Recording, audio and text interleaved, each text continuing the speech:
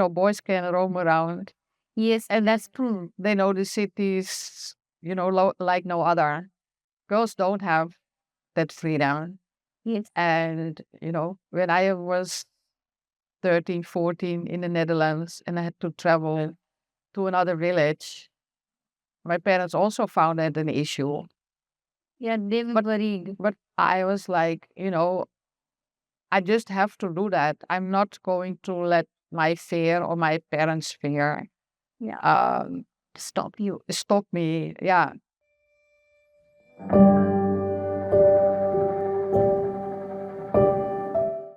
Namaste. I'm Abhilasha, your host, and today is our fresh episode of the talk show. And we have very charming guest on our show today. Is Corina Van Dam. Okay, Yes. please forgive me if I pronounce it wrong. So she is endurance athlete. You're a sports coach. Then you have been working as a psychomotorist for 20 plus years. Then now you are working with Maitrayana NGO. That is a NGO, a non-governmental organization for almost now 10 years. And from 2016 onwards, you are working with them. And she is helping all the young women like from 16 years old or like 10 years 10 to 25. 10 to 25. So it's like teenagers and the young women. She is training them in sports so that they find out different aspect of their personality and they feel more confident in their day-to-day life. So we'll try to understand from Corina, you have been known as Cocky as well, right? Yeah. Yeah. So we'll try to understand how the journey it was the most important, we are here for the conversation. She has been the winner for 2023 Ironman World Championships for the age group of 55 to 59 years old. Not the World Championship. Then what was it? In Goa. So No, you went I ran Goa and then I qualified for the World Championships, but I didn't win there. Okay, But I participated and, but you completed it. yeah, yeah, yeah, yeah, Yeah, yeah. you completed Yeah. it. So she is Ironman, right? Yeah. Yeah. So we would like to understand from her, how has been the journey, how she started and how she ended up in Mumbai and what are, her goals going forward, what she look forward and what kind of advice you have for all of us, those who are not that much active and they want to do something for themselves. Of course, it includes physical and mental well-being both. So in that aspect, we would like to understand from you.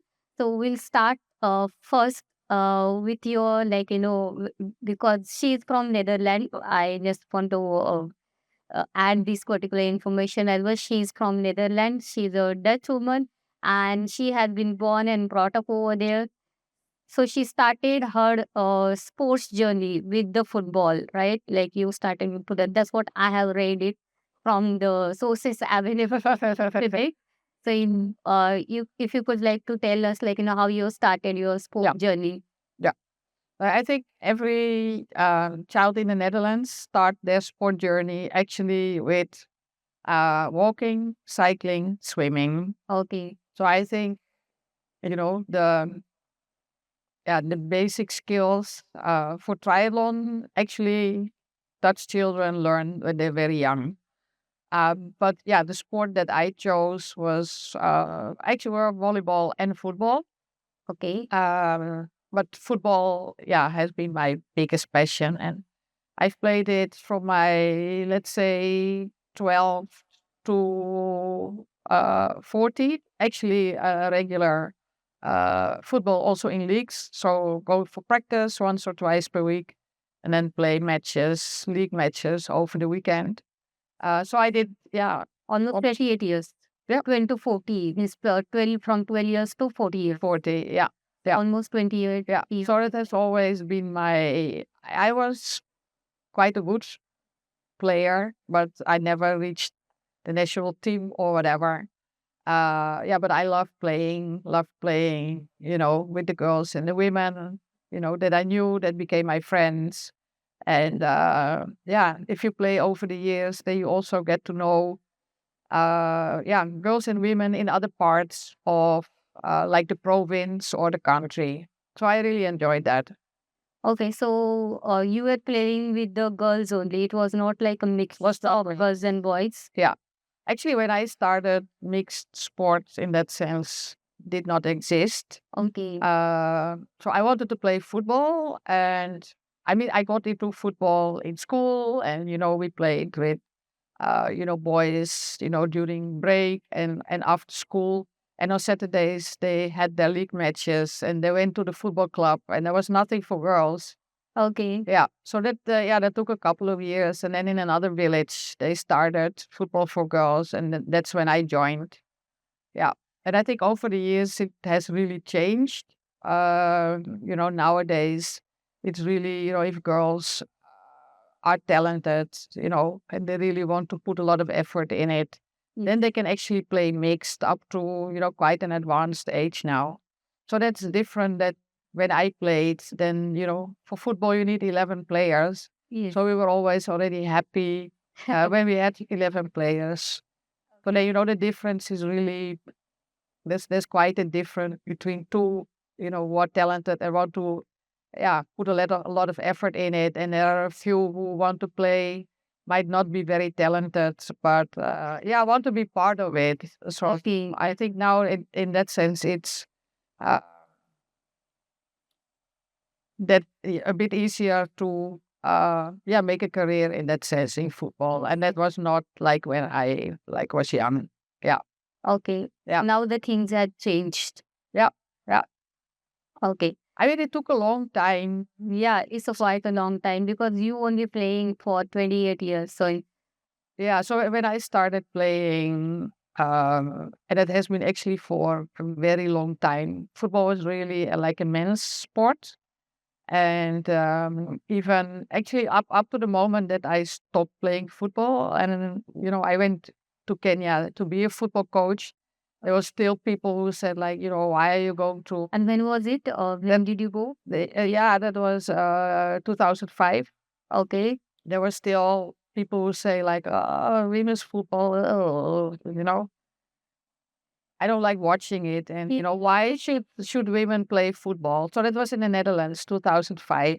Okay. And it only changed when the Dutch women's team actually, reached like the international top. And the men's team went down. So suddenly, like, people were like, oh, oh, oh. Yeah. So that has changed. But yeah, the Dutch men were very possessive about their game. Okay, now women's are possessive about their game. Yeah, I mean, sport is for everyone, no? Yes, Why then be only for the males. someone's game? Yeah. So then when did you start your cycling and running and everything, swimming? Uh, now, yeah, swimming. I've learned it when I was 6, I think. So especially Everything was parallel, right? Like along with the football, you were going for the swimming, cycling, everything. no, I mean the first things you learn are walking. Then in the Netherlands, at the age of 6, you learn to swim. Okay. And cycling. Yeah, you learn when you're 3. So they're really basic skills. Okay. That's, over the years So that's nice. I've been doing them, not really, as a competition, but yeah, they really came, yeah, But that's a nice thing, right? Like to put juice. doing this. Yeah, Yeah, and age. yeah, That's really nice. Then when did you have this dream or like, you had this goal, like I want to try triathlon and you want to go for Ironman? I didn't have that dream at all. Okay. So it started when I came to India. Okay. I used to run already, like, quite a bit. But I also played football, like here in Mumbai. But then at some point, I started participating in some of these events, and then I became age category winner. And the interesting thing was that some of them you actually win money, so they have financial awards. And I'm not allowed to earn extra. because I have a work permit. I don't know whether I should say this. But then, we got the award. So actually, I told the organizers, like, give it to the organization I'm working for. So my colleagues were like, "Oh yeah, you should participate in more of these events. That's good for for our NGO."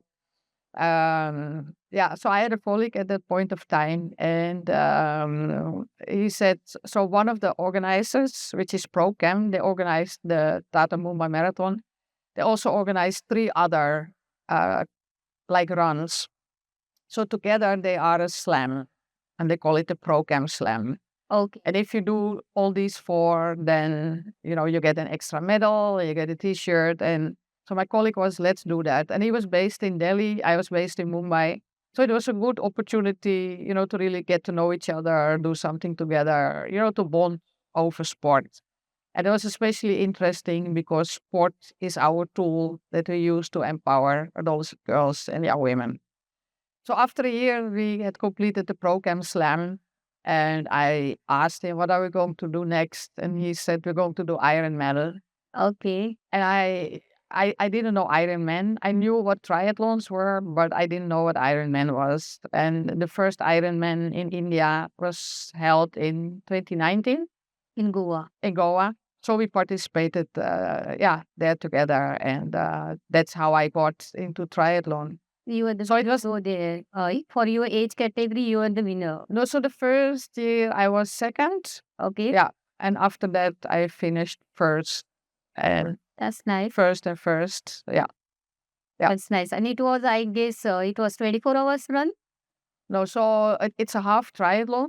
So Okay. half triathlon is 1.9 kilometers swimming, 90 kilometers cycling, and a half marathon, 21 kilometers running. Okay. So how long it takes to complete? Yeah, this? me took about like 6.5 hours. Okay, that's Yeah. nice. So you have to do it, all after each other without break. Okay. So the breaks are also part of the race. Okay. So also, the transition changing from swimming to cycling, you have to do that as fast as possible. Yeah.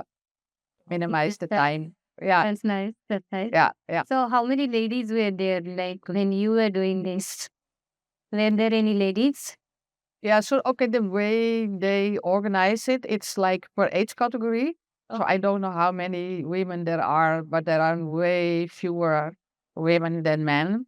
So the first year, I think we were with 5. Okay. And then the last couple of years, only with 3. Oh, Yeah.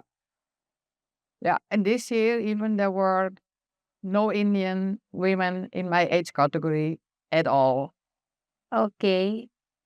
So, So I will then, I, at least I lived in India, but the others were, people who come actually here to, to enjoy, to participate, but also to win the slots for the World Championships. yes. It's Yeah. a kind of eligibility criteria. Yeah. Like, if you can do it here, then you are eligible for the World Championship. Yeah. Okay, that's nice. Then how did you prepare yourself for all these competitions? Okay, running was not a problem for me. Cycling was in that sense a problem. I needed to have a bicycle. So I had like a bit of a mountain bike, but not, a bicycle, like they call it road bikes, to participate in a race on the road. And I knew swimming, but the swim is in open water, in sea. So that was really something that I had to practice. I mean, I had been swimming in sea, but that's just, you go to Goa and you swim a bit, not really like in a race. So that was really something that I had to practice. So where did you practice it? And you, You so we have a club, Mumbai Sea Swimmers. okay. And they used to organize swims there. And especially when the first Ironman was being organized, there were a lot of people who suddenly, had to practice sea swimming. Okay. That's good. Yeah, and it was really great. So we were a lot of people who, for the first time, went out there. But how long it was? Like, for example, you used to swim, cycle, and run daily for the preparation? How was it? No, so okay, so running, I used to do it like every day, so I minimized that a little bit. Then twice per week cycling, twice per week swimming. And for me, the aim was, just to complete. So there's a cutoff timing for 8.5 hours. So, and I was like, okay, the only thing I want is finish before, you know, So did you face within the that 8.5 hours. Yeah. during the like World Championship or during this triathlon which happened in Goa? So did you face any challenges like injury or any kind of like you felt like energy levels are low or you just don't want to, you cannot continue this, like are there any low moments?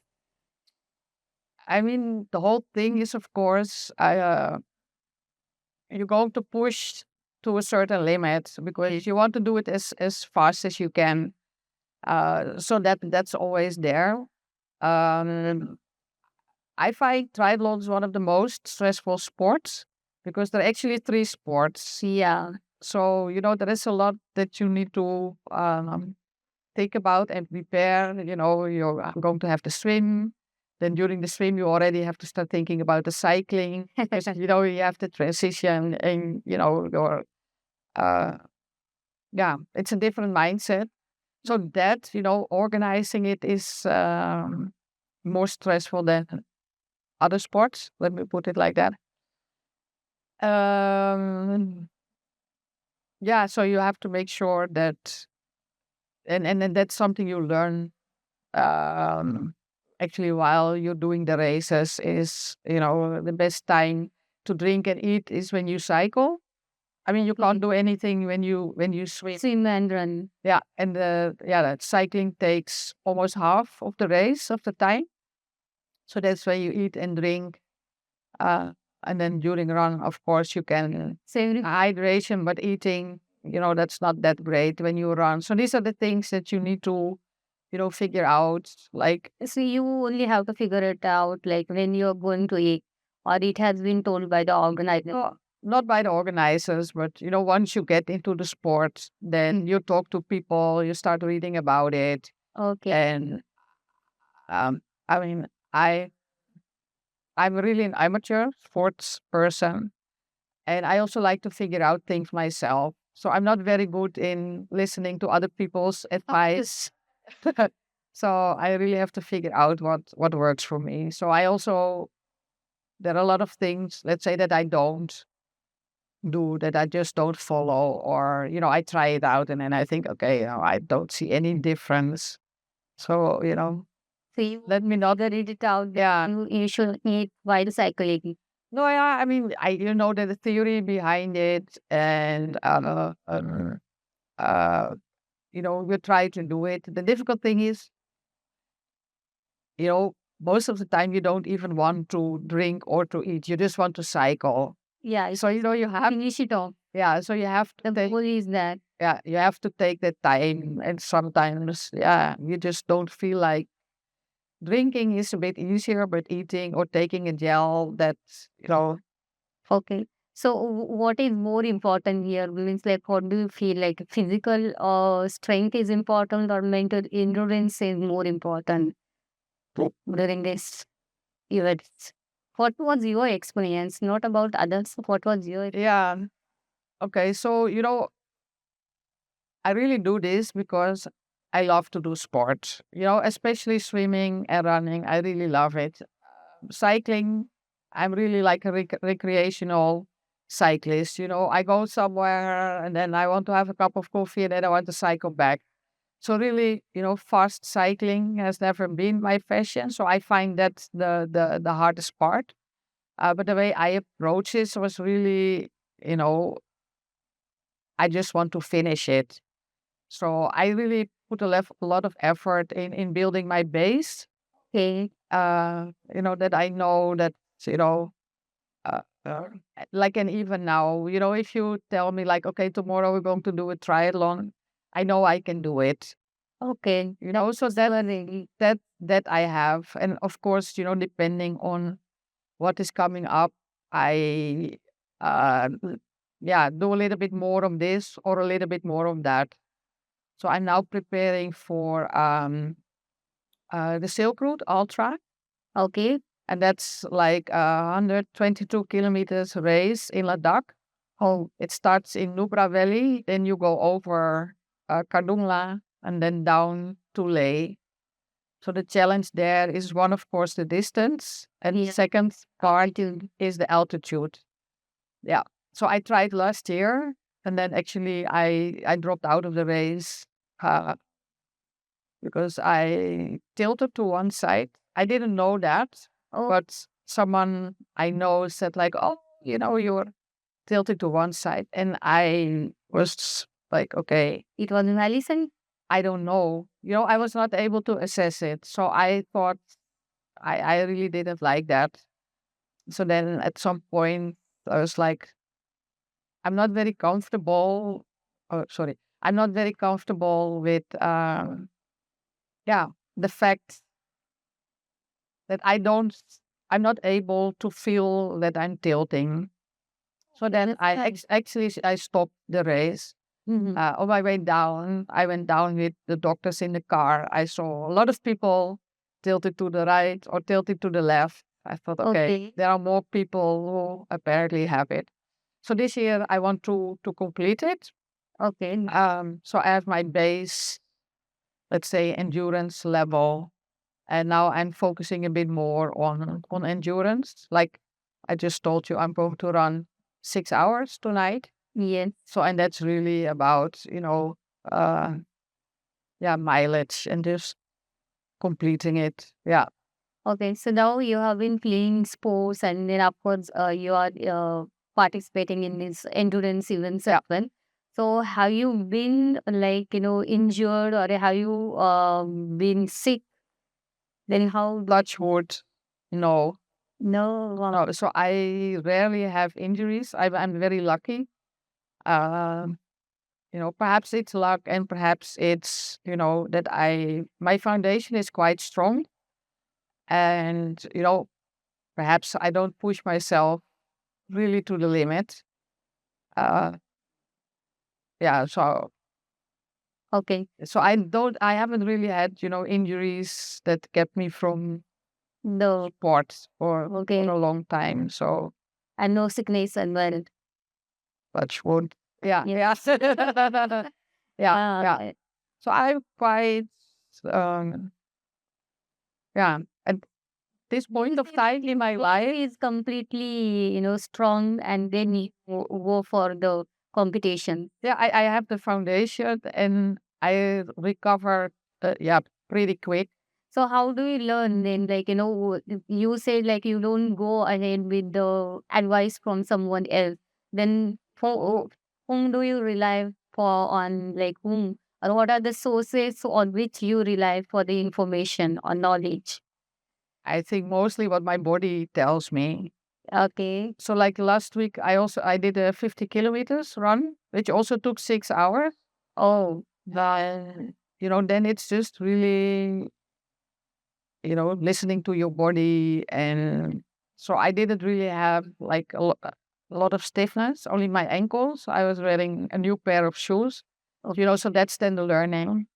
But otherwise, nothing out of the ordinary. Of course, the legs are a bit stiff, Yeah. and after that, I also noticed like, okay, in my office, I work on the third floor. Okay. And then I noticed like this week, during the third, if I go up to the third floor, then I can feel that there is still a bit of tiredness. But otherwise, But there's 50 there's kilometers nothing. is quite a long, and in 6 hours you completed. Yeah, yeah, That's great. That's yeah. great. So I think, that's just like the things that you learn when you do sport. And But you must have learned this over the period, right? Like listening to your body is more important than leaning on other resources, whether people or books or internet. Or I don't know. I mean, only. I've played sport all my life from like when I was young. So in that sense, I played football had injuries during football. So, I know what it is. I know what I can do. Uh, I also know, yeah, since 2 months, I now go to the gym, and I know, in that sense, when I have to stop, Okay. when I have to push and when I have to stop. Like So yesterday, I went to the gym. I know, today I really want to uh, do the 6 hour run well, mhm, then I'm like, okay, stop. yeah. Yeah. That, That's very important thing. It's very simple thing, but important thing. Like you should know, like when you're supposed to stop. Right. I'm probably just stubborn, but yeah, Yeah. and perhaps if I listen to people, I could do better. I don't know, but I'm comfortable with this. I do this because I enjoy it. And Yeah. And yeah, not, you know, this is also important fact. yeah, Like you love what you are doing it. yeah. And for me, the most important thing is, to continue doing it Mm, rather than win prizes or, yeah. yeah. So what has been your learning? Like you feel like if you would have not been playing sports for such a long time, like you are playing it continuously. There has not been any breaks because Yeah. of injury or Yeah. some other Yeah. reasons. Now you're playing it like on a constant basis, consistently. You're playing it, whether any game or any sport Yeah. or any kind of endurance, like marathons are there. So, what has been your learning? Like, if you feel like if you would not have been like, the person of sports, then what you have missed in your life? My life would be completely different. Yeah. I would not be here in India if it was not for that. Yes. Yeah. So when I started playing, we have this club in the Netherlands, and on Saturdays, I went there at 8 o'clock when the gate opened, and then I had my, matches in the afternoon. And all day I was like, okay, is there anything that I can do? Do they need a lineswoman? We need to clean, the changing rooms? Do we need to bring tea, during halftime? Other players who need support, do they need first aiders? So I really loved, to be there and do all these things. Um, so I wanted to become a sport coach. And yeah, I was lucky. How fulfilled is your life? Like, what has been your learning through this period? No, so I mean, that's of course where my learning like started. So at a young age, I already became like a leader in sport. Okay. So actually, that is really my journey. So I, started as a young girl as a leader in sport. Actually, made it my profession. And the circle is round. Through mental health, I went into working with adolescent girls and young women, and the programs both in Kenya and the program here are really about building young women's leadership.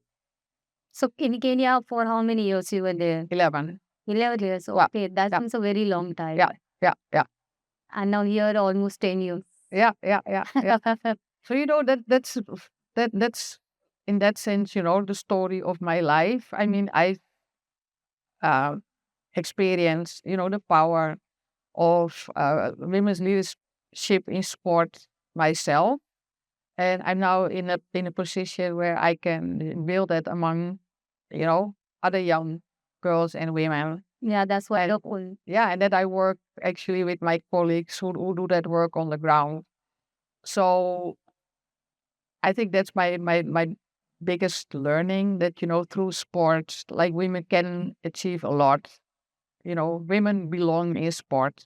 There is space for them, and we need to help them to claim that. And like you said in the introduction, I think everything I've learned in my life is through sports. How to, we just spoke about understanding your body, you know Yeah. over the years, from an adolescent now to, I'm now 60. So going through all these changes, sport has really helped me through that. And listening to your body is one of these things. But also, taking up responsibility, being a leader, being part of a team, stepping out of your comfort zone. Also the things that I see here with the girls we're working with, uh, mobility, and Okay. not the physical mobility, but moving from one part To of the city to another part. yeah. That's very different for girls and for boys. Boys can roam around Yes, and that's true. they know the cities, like no other. Girls don't have that freedom. Yes. And, when I was 13, 14 in the Netherlands and I had to travel to another village, my parents also found that an issue.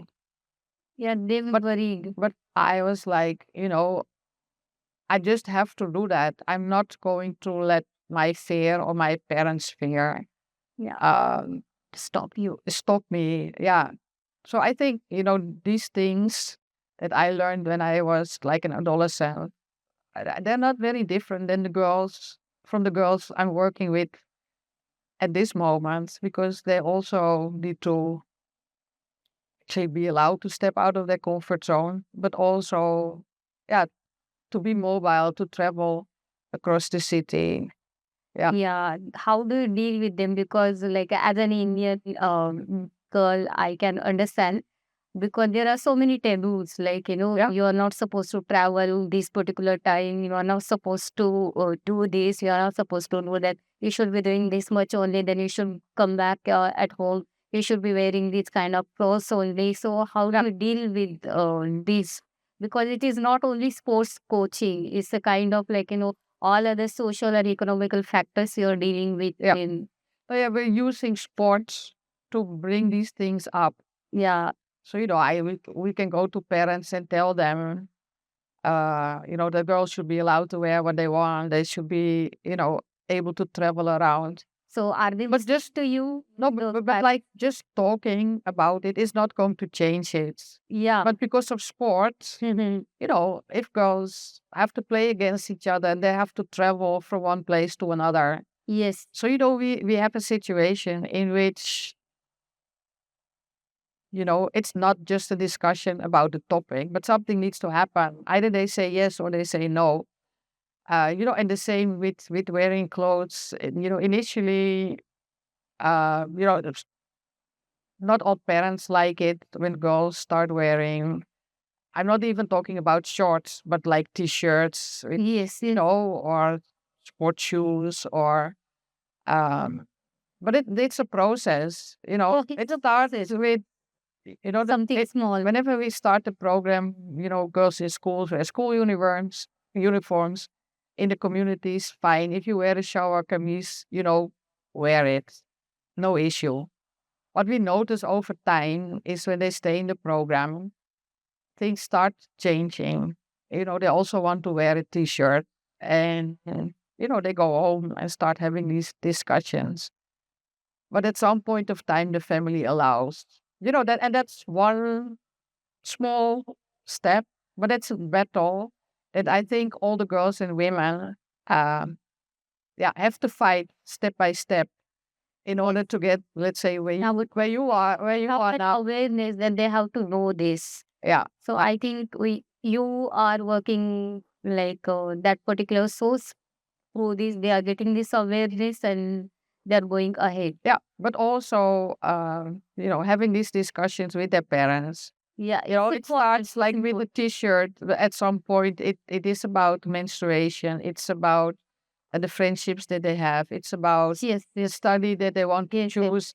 It is about them, Multiple factors. talking to their parents, like, I want to finish my study. And after my study, I don't want to get married immediately. First, I want to work. So, and they can only do that if they start with Yes. the small, Yeah. Small steps and then they're inching towards the goal. yeah, yeah. So that's what the whole program actually is about. So It's not about sport, now. but it's through sport. Yeah. How many girls so far, like in 9 to 10 years, you have been? Yeah, so Maitrayana is quite a new organization. Our program was first in another organization. Okay. So the program in India, with a number of partners, we reached out to almost 1.5 lakh. Oh, wow. That's a good number. Yeah. And with Maitrayana, we've now reached to 20,000. Last year, we reached 12,000 girls. And this year, approximately enough. That's quite a good number. Yeah. Very large number, Yeah. actually. Yeah. And the biggest are, girls who are for at least 1 year in the program. But after our basic program, we actually want to keep them as long as possible. So we encourage them to set up their own netball clubs. Okay. And we train coaches, we train referees, and we really encourage them to set up the club in the community so that people can see, a group of girls actually playing sport, organizing their own sport. Yeah. Because a lot of the grounds we work on are like public grounds, Okay. and they're always occupied by boys and men 24/7. And we go there with our program, and initially asking for some space 2 times per week, an hour, is already a big thing. So there are really communities where we like worked last year or the last 2 years, and we're still there, that we still have to negotiate about running our program Okay. on these grounds. Other grounds, other communities, they're used to it. And we also have like, support from parents or shopkeepers, rickshaw drivers, who see the program and, can actually see the value of it. And working with these stakeholders is very important because they're the ones who can, help with the change in the community. Yes, yes, yes. Yeah, so I think it's a root level work, but it's going to give the results in some time. Like we'll be able to see the results, right? Or have you seen some stories so far? Like if it has been almost 9 to 10 years, so have you seen some stories where you feel like these are the girls which you trained or you guided them and they are doing very well now? Yeah, I don't do a lot of work directly on the ground, but of course, I see the girls, I know the girls. I mean, I think a great example is one of my colleagues who was, I think, even one of the first participants in the program, extremely shy, who is now like a coordinator, like in our program. Uh, we have a lot of like examples of, also colleagues who really, what I just said, really had to convince their parents to allow them to play sport. Financial, very often also like in a difficult situation. So that for them, it's has been very difficult to continue their education. And some of them actually we call them community sport coaches. They do an internship in our program. Okay. So they are, usually they're in class 12 or, they just started their college and, take up 4 times per week, couple of hours. Okay. They learn all these skills like coaching, talking to stakeholders, managing a group, being on time, traveling around. They come from Ulashnagar, and then we tell them, you have to go to school in Bandra. Okay. So there are a lot of things for them to overcome. And I think then that's something we see like on a daily basis. And, uh, I'm always really, what I really like and what I'm really proud of is, to see like the girls in the community, and sometimes they're like 11, 12 years. And, they're elected by the club, to be their leader. And, as young as they are, That's nice. they actually take up the responsibility. So they organize their own like league matches. Then we make sure that the girls can travel. And of course, we help them with the planning. But, they come up like with all the ideas and they, you know, decide who's going to play, what snacks are that they're going to eat, who the guests are, who going to be invited. They're actually going to make sure that their whole team is ready to invite, to host some guests, girls They're from other communities. care of each and every Yeah. So thing around it. if you see, they are like 12, 13 years and they can do that.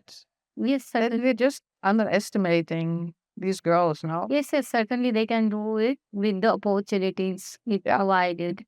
Fair. And it was the same in Kenya as well. Like you were working with the NGO only, and it Yeah. was the same It kind of work. actually, yeah, it was the same kind of work. That's also how I got in touch with my colleagues here Okay, because we had the project in Kenya and Maitrayana, or the program, the Young People's Initiative, had the same donor. okay. So we came together and, Well, we shared experiences. And at some point, and the situation was the same like here or there. like a bit different because here we work like in the cities, Bangalore, Delhi, Mumbai. And that program is really in rural areas in Kenya. Okay. So that, the culture, of course, is different. The situation is different. It's a very rural program. But yeah, to some extent, I think the issues for girls and women They are across the world, yeah, they face similar problems. Yeah. Yeah, but back home the things are improved a lot, right? In Netherlands now. Yeah, I mean, I think the society is a bit more gender equal. Yes. But I think still a lot of the household responsibilities lies with women. Like in the Netherlands, you can work full time and part time. So relatively more women work part time Yeah, because they have to take than care of men, so that they take care of the children. It also means, you know, their their part of the income is less.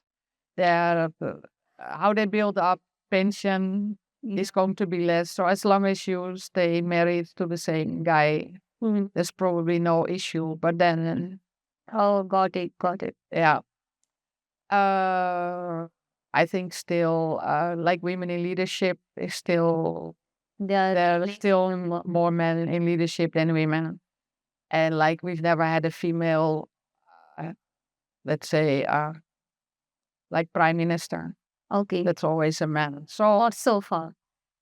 huh? Not so far in Netherlands. Yeah, they don't have, yeah. Oh, So things are better, but I mean, it's still not up to the not mark. gender equal. Yeah, Okay. yeah, But still a lot to achieve. Yeah, yes, yes. No, because in India we have this kind of, thinking like, in Europe, women must be, doing very much better than us. That's what. That's why I ask you this question. I am. They are ahead of us.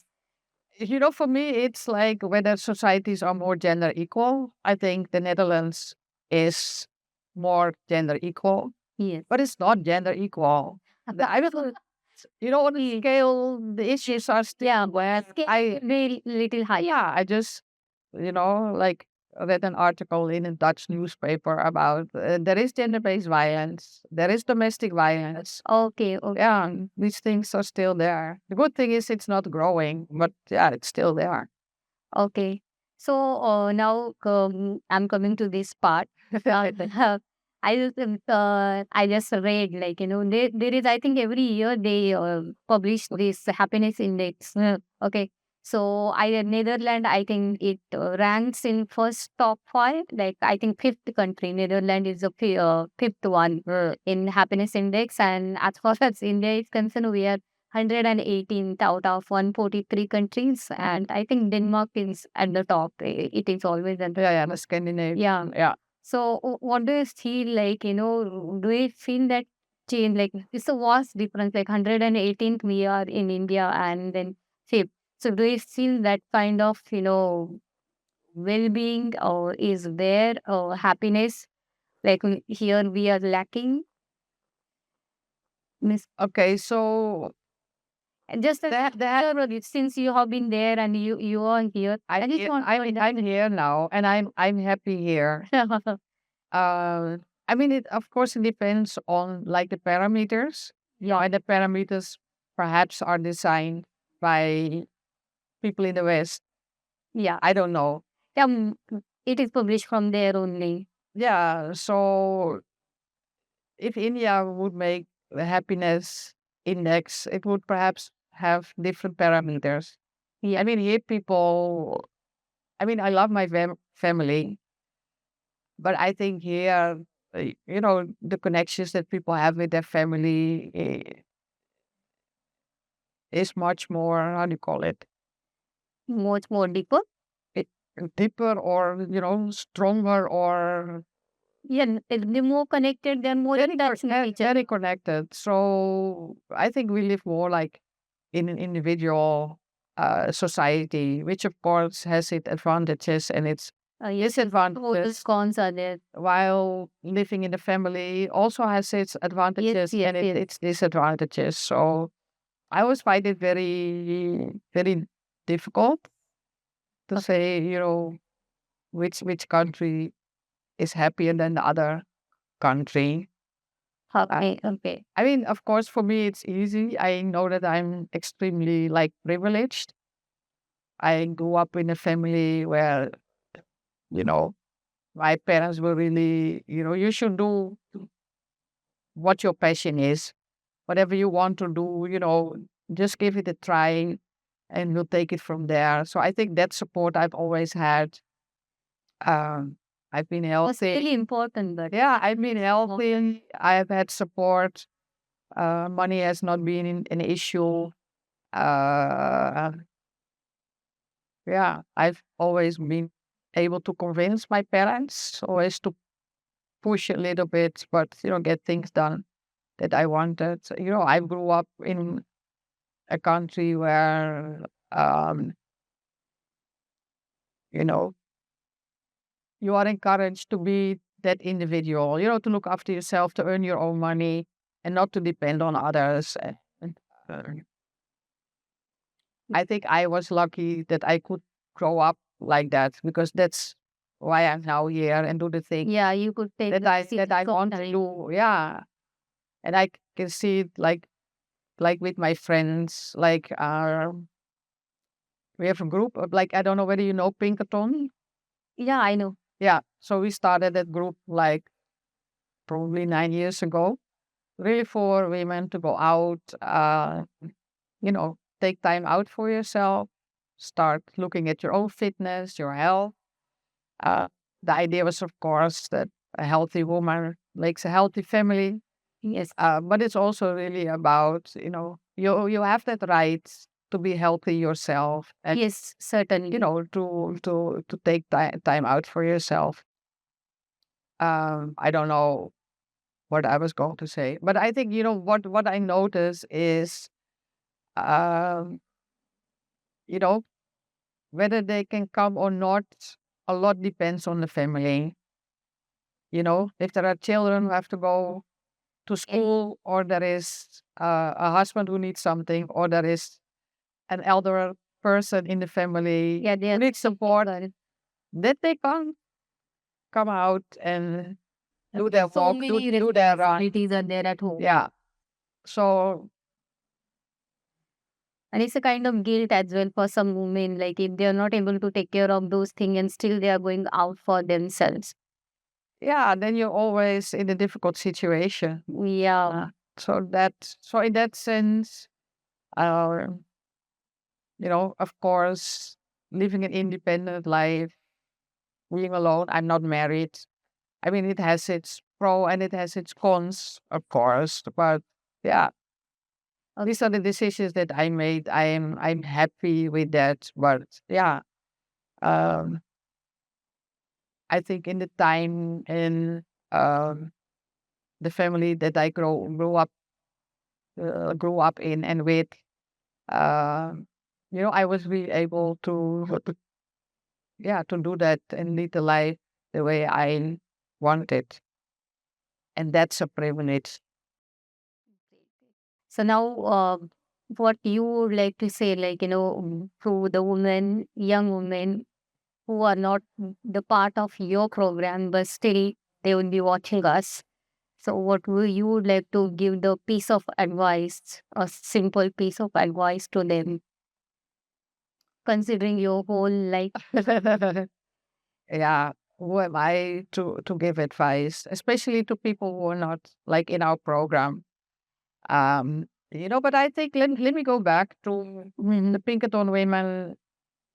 Um, let me relate to them. I think taking the time out for yourself, really doing something that you want, that's really important.